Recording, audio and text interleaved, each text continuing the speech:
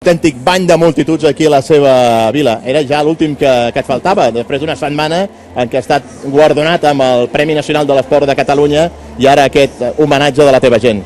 Sí, tots els premis són macos, tots són importants, per mi és una satisfacció molt gran. I avui aquí a Terrassa, a la meva ciutat, on tinc la meva gent, encantat de la vida.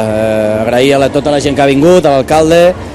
Molt content per tot, i pel Premi de l'Esport Català també, molt content, i agraït a tota la gent que ha fet possible aquest premi cap a la meva persona. T'esperem a TV3 per la gran festa del lliurament del premi. Sí, estaré.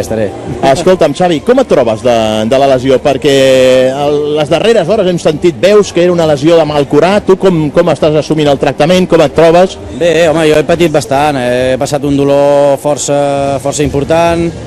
Els doctors m'han dit que estaré bé en un parell de setmanetes, em convé descansar, no estava disfrutant dins del camp, estava tenint molt dolor als tendons i bé, m'anirà bé aquest descans per agafar forces perquè no tingui ja aquest dolor i a tope el dia del València si Déu vol. Sí, tu t'has marcat la data del partit del València per poder jugar.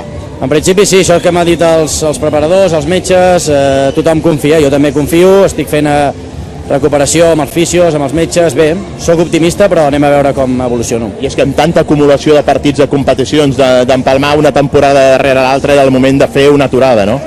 Sí, no, no he esperat, jo no vull parar mai, sempre vull jugar i sóc així de passat, no? Però no he pogut més, em feia molt mal els tendons, no estava disfrutant, estava patint i he hagut de parar. Xavi, moltes gràcies i enhorabona. Molt bé, moltes gràcies. Doncs fins aquí aquestes declaracions en exclusiva per l'Esport Club de Xavi Hernández des de la mateixa balconada de l'Ajuntament de Terrassa. Molt bé, Lluís, doncs gràcies per la